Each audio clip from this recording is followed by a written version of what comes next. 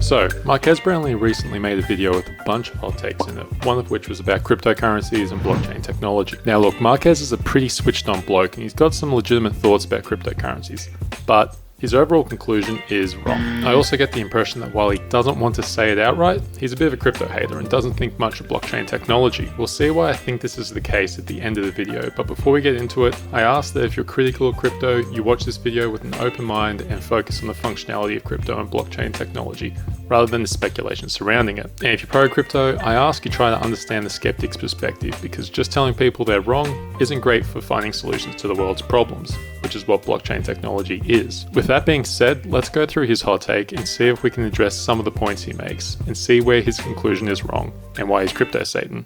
I joke.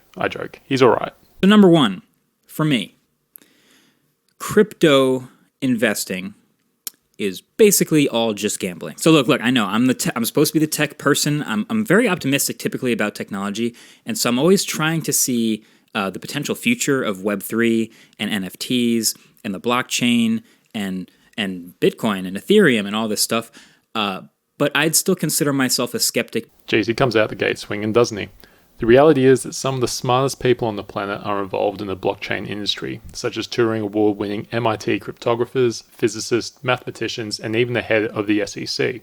Not to mention, governments across the world are setting up legislation and laws to deal with the future reality of cryptocurrency being a part of the economy. So if you're looking to put money into something governments, big business, and engineers are developing, I would say that's pretty far from gambling. In fact, I think most people call that investing, especially since when these three groups get together on a technology, it usually leads to a huge industry being created and significant profits for investors. Think industries like aerospace, the internet, microchips, and so many more. Now that being said, I would agree that most crypto investing is gambling, but all crypto investing? No. I'm not arguing that putting money into Shiba Floki Inu coin is investing. I mean, that's pure gambling, and not very good gambling at that. But the difference between gambling and investing is essentially that gambling is an emotional decision-making process, while investing is a data-driven, rational decision-making process. If people want some idea about how to invest in crypto, they might find some really good lessons from back when the internet exploded onto the scene and went through the dot-com bubble. For those unaware, the internet famously went through a boom and bust cycle where most software companies failed, but the ones that stuck around, well, boomed. And now they are the biggest companies in the world. The important lesson I take away from the dot-com bubble is that the successful companies from that time were really the companies that provided infrastructure for future computing. Companies like Google, Microsoft, Oracle. So if we apply that lesson to blockchain investing today, finding those infrastructure projects and putting money into them isn't gambling, it's investing. So that's my hot take. Most crypto investing is gambling, but approach it rationally with research, and it's no longer gambling, it's investing. Anyways, let's see what else Marques has to say. It's so hard to see through all of the noise, is what I think is a charitable way of calling it. So much noise. So yes, unfortunately there is a bit of noise with crypto, or at least there was until it crashed. Now there seems to be a lot less. Funny that. But it's pretty easy to clear your way through the noise by asking some fundamental questions about the technology, such as how does it work and how will the technology impact the world? Now I'll leave the how does it work question for another video, because that's about a 20-minute technical video where I'll need a whiteboard and yeah. But I will link to some good videos on that in the pinned comment below. The what effects will this technology have on the world question is the main question that cuts through the noise Marques is experiencing. Essentially, the effect crypto will have on the world is that it will remove the need for centralized control of the digital world, instead allowing for free and open access to the internet where you control your digital information. This applies to all sorts of services like Dropbox, social media, banking, and pretty much any other service you use regularly. I get that a lot of people who aren't immersed in the crypto industry think things like, banks are fine, why would I need a replacement?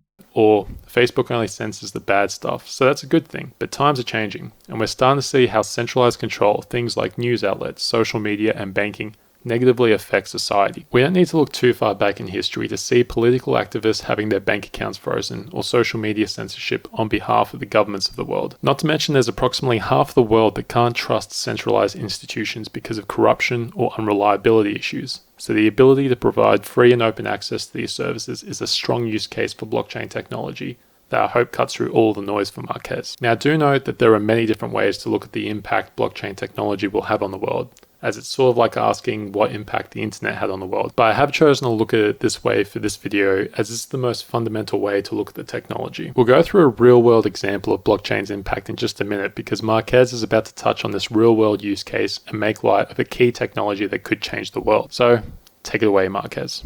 I actually got asked recently on Dr. Mike's podcast. Here's what I said. How involved or interested are you in the NFT space or crypto space?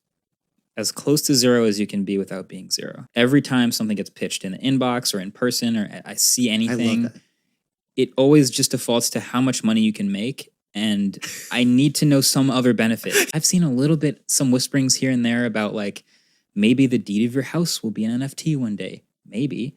I don't know. I have a safe with a deed in it. I'm skeptic. I'm a skeptic. I'm 1,000% with you. Okay.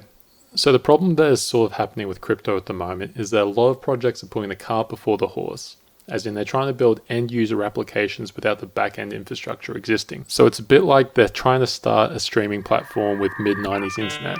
But the key piece of infrastructure needed for everything banking and internet is starting to be used now. This key piece of infrastructure is decentralized digital identity. You can probably imagine how difficult life would be without your current digital identities, as you wouldn't be able to access YouTube or your bank account or do your taxes. And you can see here how Marques laughs off owning the deed to your house as an NFT, but if you can imagine owning a house in a country with a corrupt government, maybe you prefer that deed being an NFT on a decentralized blockchain, rather than a deed upheld by an untrustworthy legal system. Another benefit will be social media. If we look at all the issues social media has with censorship and bot accounts, we can see how centralized social media is causing problems for humanity. Decentralized social media that uses the decentralized digital IDs I mentioned before would not have bot issues and would be resistant to censorship. Not to mention the incentive to promote social media addiction would be removed, which would have a huge impact on humanity's mental health.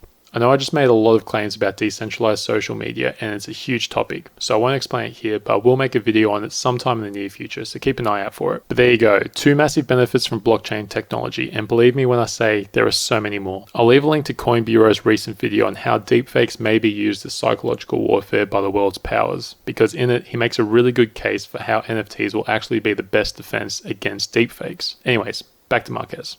Do I own some crypto still? Yeah, I do. How much? Doesn't really matter because I can't use it for anything. I mean, you do see the headlines once in a while, right? Every once in a while, a couple months, you'll see a headline about a new business that's like starting to accept Bitcoin or Ethereum or some crypto or something like that. I remember Tesla did this briefly, and then they stopped. And I was like, that headline surfaces every couple months, and I notice it, and I wait for the fallout and the continuation, but it just never happens. Now, I agree with this idea, but only for the Western world, mostly in places like Europe, North America, and Australia. However, in places with a less stable financial system or no financial system at all, cryptocurrency is becoming increasingly useful. This is mostly because there is no pre-existing financial system fighting it in non-Western countries.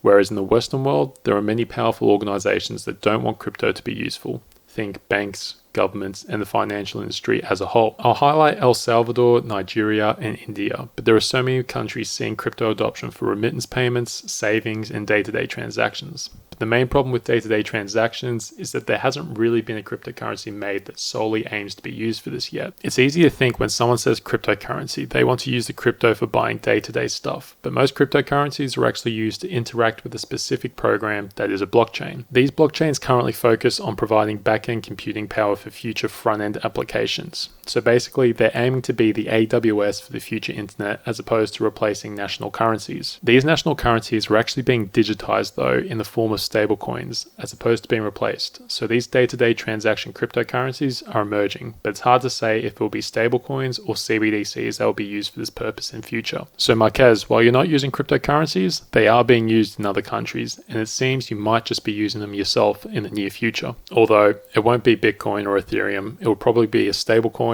or a CBDC. Anyways, let's see his next point.